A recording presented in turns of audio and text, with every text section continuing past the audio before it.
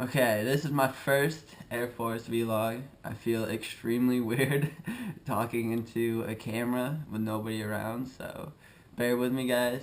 I made this video just because I watched a bunch of other videos when I was looking about joining the Air Force, and it helped out a lot, so I thought, hey, I'll join the club and make my own little video. So right now I'm in the delayed entry program, so I've done the Asvab and I've done the Meps and everything like that, so I just wanted to, shed a little light on that. So the first step, start from the beginning, is for me, I grew up in like a really small town in Michigan, and there was no military around, absolutely zero military around. And when I was going through high school, people would say, like trying to figure out what I wanted to do in life, and people would bring up the military, and I was like, heck no, there's no way that I could go into the military. It just wasn't for me. I was free-minded or whatever, I don't know, misconception of the military and what it was. I was like, there's no way I could have someone controlling me at all times and someone yelling at me and all that stuff, so I was like, counted that out right away. And then I moved to Aberdeen, North Carolina, pretty much real close to Fayetteville, which is a massive base for the Army. And I look around right there. You can't see anything probably, but I'm looking around like, all these military guys are home on the weekends. They're out mountain biking and they have really nice houses and everything. And I kind of was like, maybe the military life isn't that bad after all. So I looked into it, did a lot of research, and boom, came up with the Air Force. Really liked that. Just kind of fit my personality and style. And so then go to the Air Force, finally I'm going to do it. So then I go to the recruiter in Fayetteville, and when I get there, hey, how's it going? I want to go to the Air Force, what do I have to do? He says, come on here, let's take the practice test. And this, for all you guys out there who are very, very, very starting out, and you go to your recruiter for the first time, you're probably going to have to take a practice test. And I was like, okay, do I have to, when he was walking out when I was in the room, I was like, is this going to count for anything at all, this practice test I'm about to take? And he's like, oh, no. So, to me, naively, I'm like, oh, it's probably just, just to, like, kind of let me know what I'm going to expect on the ASVAB. So I just fly through it, not even really trying or whatever, and I'm like, all right, yeah, I'm done. And he's like, you need to get a 50 and you got a 47. So you're going to have to come back in a month and retake it before we can go any farther. And I was like, oh man, that's terrible. So definitely just a little heads up. When you take the practice test, it does mean something. So don't do what I did. Don't be an idiot and actually try and make sure you get at least a 50. After studying, I got the Armed Forces ASVAB for Dummies or something. Really though, to be honest, I mean, I'd still get the book, but at the end I was doing most of my study on online. So go to military.com, I think it is, and they do a lot of ASVAB study guides and stuff like that. So, okay, now go to the ASVAB, and it was a long process for me because I had to go get a military pass before I could get on the base, and that was like 4 hours long just waiting in line, so that was terrible. And literally 4 hours probably, and then I go into the classroom, take the test. I forget how long I was in there for, quite a while, and didn't really get exactly what I wanted on it. I guess 50 is average, so we'll just say I got above average. that's what my recruiter told me, was that 50 was an average, so yeah. And then, so boom, get back to ASVAB, I'm like, cool, the studying's over at least, and now I just gotta do the Meps. So we signed up for the Meps, and that was in Raleigh, so not too far away from where I'm from. It's like an hour, and it was really cool.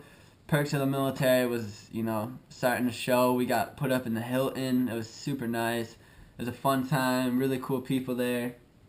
And when you get there, it's like you're with your branch. So I was with all the Air Force people. There's definitely probably the fewest was Air Force and Navy. And you get there night before, at least this is, speaking on what I went through. Get there night before. They had a super nice like break room where you could play video games and TV and pool and all that stuff, so that was cool. You can't go swimming though. That was a bummer. So go there, and you are gonna have a roommate. Luckily, my roommate was super cool, man. Shouts out if you're ever watching this video. You're a cool dude. And so yeah, that night, super chill, relax, you know, get a good night's sleep. You're up at like 4:15, and you go downstairs, you eat a breakfast, and that's good. And then you go to the Meps, and it's an all-day process. You know, you get there, you go through the metal detector, and you sit down, and now you're just waiting. You're waiting to go do the physical and the interviews and this and that and this and that and everything, the color vision, the hearing test. So it's just, you know, waiting for everyone to go through it and everything like that. It's an all-day process. And so then, at the very end, you go back to your branch, and, you know, the Air Force people, you know, kind of read me off what I passed, what I didn't pass, whatever, and then they give me my list of jobs.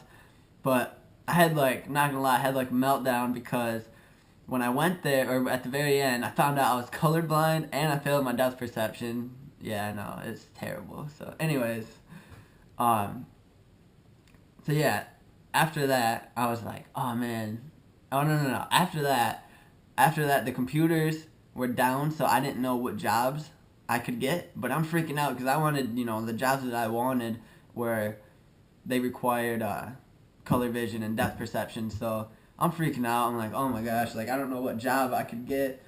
And I just failed the thing, so that like eliminates all the jobs that I wanted, and their computers were down, so they couldn't tell me what jobs I qualified for, and we're swearing in like 30 minutes, and I was like, oh my gosh, it's terrible. Like I almost walked out, no lie. I was like, I needed to like think this over before, you know, I swear in and, you know, I sign for the next 4 years of my life and everything. I was freaking out, and there's luckily this super nice lady there who worked in the Air Force who just kind of talked me through it, and yeah, she had some really good points, and I was like, yeah, you're right.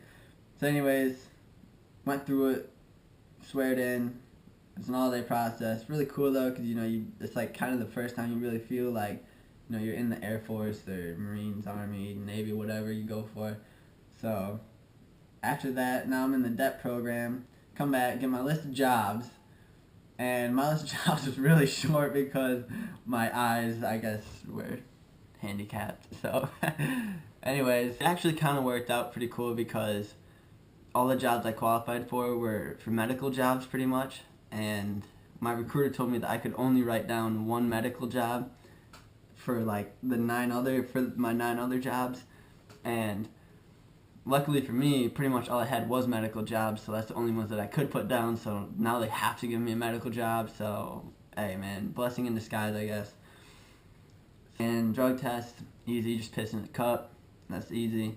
And for that, the only thing that was annoying is, like I said, you know, I smoked 2 times, and they just, you know, when you have the sheet, you go through so many different people who you hand them your whole booklet, and they open it up, and they say, okay, you got a speeding ticket, yup, you know, tell me about that, it's 16 to 55, and okay, now tell me about, you know, you smoked weed twice, yup, but it's just person after person, and I didn't smoke weed for like 6 months, so, I mean, to be honest, I probably shouldn't have put it down, to be completely honest, because it was just annoying, everyone bringing it up, so, yeah, but, I mean, they're gonna definitely, you know, harp you, okay, so you've never smoked weed before. So if you have a guilty conscience and you have, just write it down. It's not going to hurt you at all, but, you know, you're just going to have a lot of people, you know, going over your paperwork over and over and over and over again. So, and, you know, you don't want to mistake those people being nice with friends, because if you do admit to something, then, you know, they're going to say, okay, well, this isn't on paperwork. We're going to have to redo the whole process, and it just sucks for all parties. So, yeah, that's that. Pretty simple. I mean, you just follow the line, you know, they all tell you what to do, so it's just a waiting game. And if you have any questions with what I've done so far, like I said, I'm in the DEP program now, like 2 months. I'm with everyone else. I'm really hoping that my job comes soon, and, you know, basic comes, so I can get out of here and go have some fun. So yeah, if you have any questions up to this point, let me know. I can definitely make another video or message you back or whatever. And to everyone else who is making videos, keep them coming, and I'll see you guys in basic.